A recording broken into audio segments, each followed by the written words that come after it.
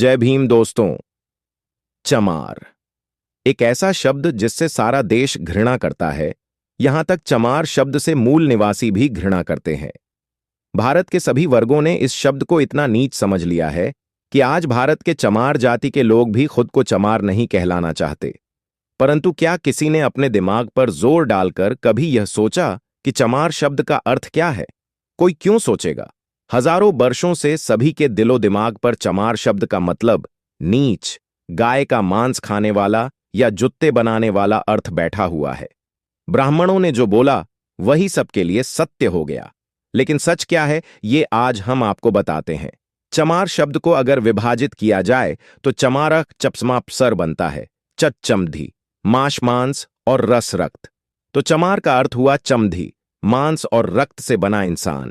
लेकिन कोई भी भारत का निवासी इस बात को मानने को तैयार ही नहीं है।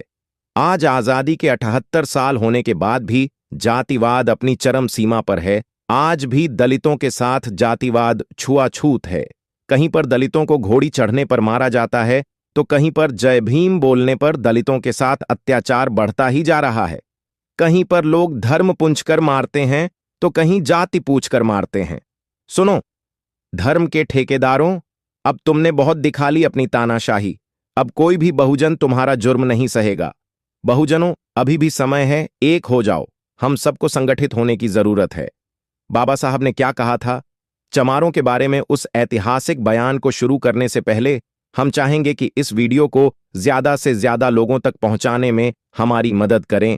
उसके लिए आप लोग हमारी वीडियो को लाइक, शेयर और हमारे चैनल को सब्सक्राइब करें, जिससे यूट्यूब का एंगेजमेंट बढ़ेगा और यूट्यूब वीडियो को ज्यादा से ज्यादा लोगों तक पहुंचाने में हमारी मदद करेगा। बाबा साहब अंबेडकर के अनुसार भारत में जाति प्रथा नहीं थी। सब लोग मिलजुल कर रहते थे, जिनमें यक्ष, किन्नर, रुद्र आदि लोग थे। सब के सब अपने अपने कामकाजों में व्यस्त रहते थे। सब एक दूसरे की भलाई में लगे रहते थे। सब एक दूसरे के घरों में आते जाते थे। आप लोगों ने शास्त्रों, कर्मकांडों की किताबों में पढ़ा ही होगा। शिव को कोई परेशानी होती तो विष्णु आके समस्या का निदान करते थे। हमारे राजाओं को कोई परेशानी होती थी तो सब एक दूसरे की मदद करते थे। शिव आदि रुद्रों ने हमेशा समाज कल्याण के ही कार्य किए। सवाल यह है कि जाति प्रथा हमारे समाज में आई कैसे? हमारा समाज क्यों विभाजित हुआ? आखिर ऐसा क्या हुआ कि दुनिया की श्रेष्ठ जातियों को अछूत करार दे दिया गया? इसका उत्तर सीधा सा है, जब ये ब्राह्मण लोग भारत में आए तो इन लोगों को यहां के लोगों से जलन हो गई कि हम लोग तो इन भारतवासियों से बहुत पीछे हैं, हमें तो कुछ आता ही नहीं है। ये भारत के स्थायी निवासी तो बहुत ज्यादा उन्नत है। सबके सब अलग अलग जाति के होते हुए भी आपस में मिलजुल कर रहते हैं। फिर इन लोगों ने हमारे समाज को तोड़ ढहने की कोशिशें शुरू कर दी। इस बात के प्रमाण आज भी आप लोगों को देखने को मिल जाएंगे। चमार मंदिरों के बाहर खड्डे होंगे। बाजा बजाने वाले मंदिर के दरवाजे के तो अंदर होंगे, लेकिन दरवाजे से आगे नहीं बढ़ेंगे। कुछ लोग उसे भी आगे जा सकते हैं, लेकिन मुख्य कक्ष में नहीं जाएंगे। मुख्य कक्ष में कौन जाएगा? सिर्फ ब्राह्मण। लेकिन क्यों? ये कोई नहीं जानता। ब्राह्मणों ने अपनी सहूलियत के हिसाब से जातियों को बनाया। इन तथाकथित ब्राह्मणों को तो आराम चाहिए था, मुफ्त में ऐश करने को मिलनी चाहिए थी। ब्राह्मणों ने हमारे देश के कुछ लोगों पर झूठे आरोप लगाकर समाज से बाहर कर दिया। खाने पीने के नाम पर कुछ नहीं दिया, बहिष्कृत कर दिया, मनमाने अत्याचार किए। अब आप लोग ही बताओ, जिस आदमी को सभ्य समाज में रहने की आदत हो, वो आदमी अगर समाज से बाहर कर दिया जाए तो वो क्या करेगा? क्या खाएगा? कहां जाएगा? मजबूरी में अपना अस्तित्व बचाने के लिए इन ब्राह्मणों ने अछूतों को, मृत जानवरों को खाने के लिए मजबूर कर दिया। वही आज चमार कहलाए।